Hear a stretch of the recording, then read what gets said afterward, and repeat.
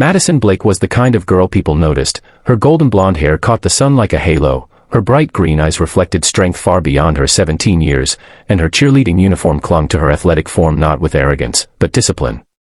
People assumed she was all pom-poms and pep rallies, another pretty face who twirled through life without hardship.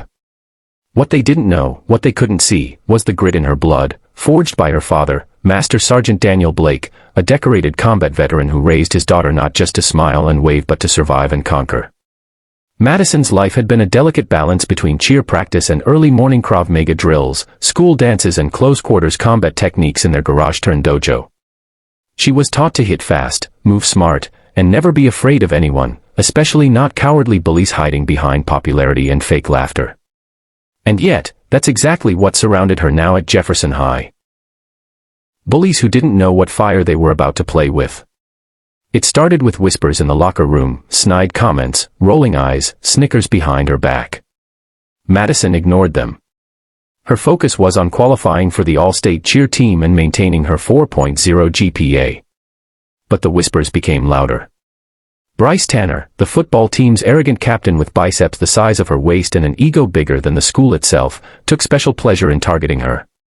"Hey Maddie," he sneered one afternoon during lunch, loud enough for the whole cafeteria to hear, "you sure you're not just here for the show? I mean, your high kicks are cute and all, but do you even lift, sweetheart?" His friends burst into laughter as he mockingly imitated a cheer pose, nearly knocking over a tray of food. Madison didn't flinch. Her father had taught her not to waste energy on fools, but Bryce wasn't done. That week, they escalated it. Videos were made of her during practice, slowed down and edited with ridiculous sound effects, posted on TikTok under the hashtag #MadFail. Madison saw the videos. The first time she did, her stomach twisted, and her throat went dry. But she didn't cry. She went home, straight into the garage, and hit the heavy bag until her knuckles bled. Her dad watched, nodded, and said only one thing: "They think this is your breaking point. Show them it's your beginning." The bullying didn't stop there. It turned physical.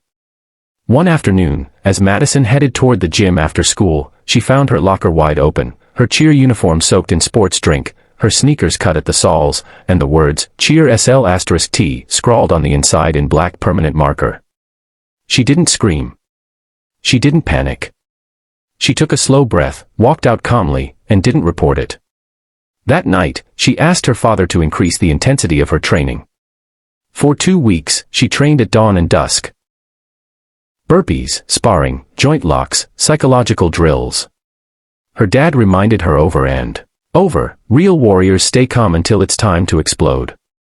That time came sooner than expected. The school was hosting its annual pep rally. The whole school was gathered, parents, students, teachers, alumni. Madison stepped out onto the court with her squad, holding her head high despite the whispers, despite Bryce making faces at her from the front row. She executed her routine perfectly, with fierce power and grace, flipping and spinning in perfect time. But during a break, as she stood by the sidelines, Bryce and 2 of his goons walked up to her in front of hundreds of eyes. "Hey Barbie," Bryce grinned, "you gonna pirouette us into submission?" His hand reached out and flicked her ponytail. "Or maybe you want to show us what those strong legs are for?" Laughter exploded behind him. Madison stood still, heart racing. This was it. She looked up and saw her father in the stands. He didn't move. Just stared with pride. She turned back to Bryce, took one small step forward, and whispered, "You asked for it." Before Bryce could even laugh, Madison's leg shot up with lightning speed, a perfect front kick to his chest that knocked him clean off his feet. Gasps and shrieks filled the gym. One of his buddies lunged at her, but she stepped aside, grabbed his wrist mid-motion, twisted it into a joint lock, and flipped him over her hip onto the floor with a clean thud. The third tried to grab her from behind. She spun, dropped low, and swept his legs out from under him. All 3 lay sprawled on the court, groaning. The silence that followed was thick, stunned. Madison stood over them, unbothered, her stance calm and ready. Her cheer team didn't move. Her coach didn't speak. But the students, slowly, began to clap. It started with 1 girl. Then 3. Then the entire gym erupted in cheers louder than any game-winning touchdown ever had. Bryce's face burned red as he scrambled up and ran off, humiliated. Madison didn't chase him. She turned, walked back to her squad, and said, "Let's finish strong." They did.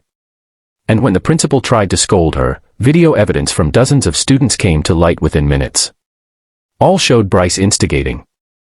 All showed Madison defending. No suspension. No lecture. Just respect. For the first time in her school's history, a cheerleader wasn't just the face of school spirit. She became the symbol of strength. And when people passed her in the halls after that day, they didn't laugh. They nodded. They stepped aside. Some even whispered thank you. But Madison didn't do it for glory. She did it to show that no matter how loud the bullies get, no matter how cruel they become, the power to rise, gracefully and fiercely, lives within you. You just have to know when to unleash it.